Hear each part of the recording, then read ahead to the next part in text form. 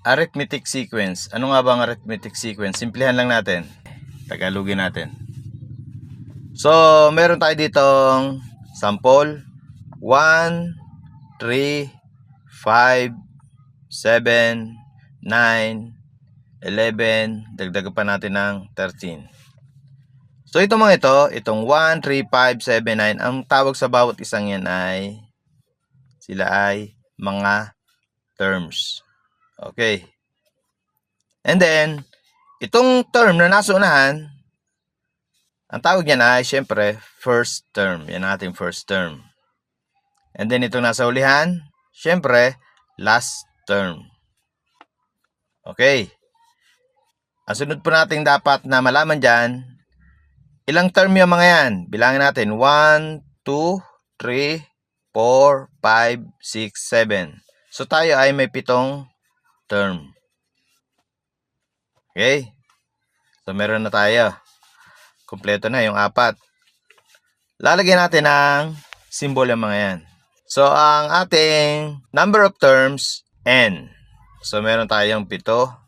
Ang ating first term ay, gawin natin A1. So, yun ay 1. Ang ating last term ay 13. Okay?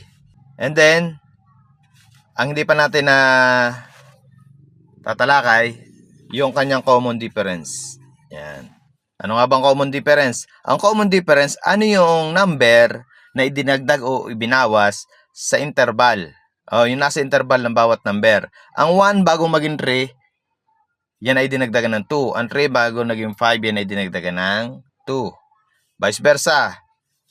Pabalik tayo. 5, anong ibinawas para naging 3? And then 3, anong binawas? So, yun ay, lahat sila ay may common difference na 2. So, dito, 2, 2, 2, 2. So, ang common difference natin, 2. Set natin yan sa D. Okay. Kaya na nating i-locate ang mga data. Pupunta na tayo sa problem. So, sa problem, meron tayong mga iba't ibang formula. Depende kung ano ang hinahanap nating, kung ano ang nawawala sa ating data. Meron tayo ditong problem. Find the 12th term of the arithmetic sequence 6, 13, 20, 27. And then so on. Okay? So, ang problem natin, hanapin natin yung dulo. So, itong nawawala. Yung dulong yun. Kung ano yung nandito, yan. So, ang given data natin, yung first term makikita natin. Kasi ang first term natin ay itong 6. And then, ano ang common difference niya? Ang 6 bago naging 13, ano ang dinagdag sa kanya? O kaya, ano yung ibinawas sa 13 bago maging 6? Yun ay 7. Okay. 7 ang common difference. And then, number of terms, ilan lahat? So, dito na natin makikita. 12 terms. So, 12. And then, ang nawawala natin, ano yung pa-12 term niya? Yun ang unknown. So, ito ang solution natin.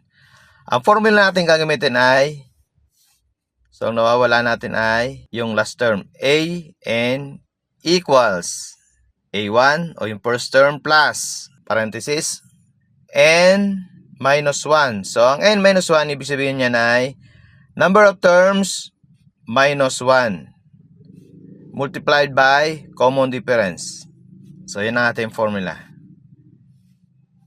Substitute the given. So, yung A N natin, yan ay A12. Kasi 12 terms. Yung A1 natin, 6 plus. Yung number of terms natin, yung N, yan ay 12. And then, minus 1. Common difference natin, magiging 7. Okay, good to go na tayo. So, napalitan na natin. Equals, baba natin. Yung 6, mamaya natin galawin yan. Galawin muna natin yung nasa parenthesis, nasa loob. Priority natin yan. 12 minus 1, 11.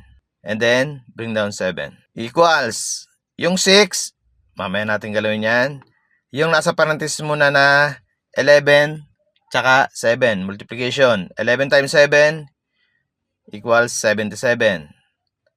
Okay, 77. And then, 6 plus 77 equals 83. Final answer. Next problem. So, simple natin itong sunod. Yung 4, 9, 14, 19, and so on. Yan. Ano ang kanyang pang-pitong term? So, ano ang kanyang pang-pitong term? So, gamit natin formula. AN equals A1 plus parenthesis N minus 1 close parenthesis D. Hanapin muna natin yung mga terms natin. So, first term natin ay 4. Ang common difference natin ay, ano ang difference ng 4 and 9? 5. Yung 9 and 14, yan ay 5. So, ang common difference natin ay 5. Number of terms. So, ayan. So, number of terms natin ay 7. Ang hinahanap natin, ano yung pang-pitong yan? Ano yung pang-7th term? Gamit ang ating formula, 4 plus, open parenthesis, ang ating number of terms ay 7 minus 1. Ang common difference natin ay 5. Ito na tayo dito. Sa baba, equals, baba natin yung 4 and plus sign. Unahin natin yung nasa loob ng parenthesis, 7 minus 1, 6. Okay. And then, ibaba natin si 5. Equals, ibaba natin si 4, tsaka si plus sign, unahin muna natin si 6 times 5, 30. And then, 4 plus 30 equals 34. Final answer, 34. Okay. Alternative learning system.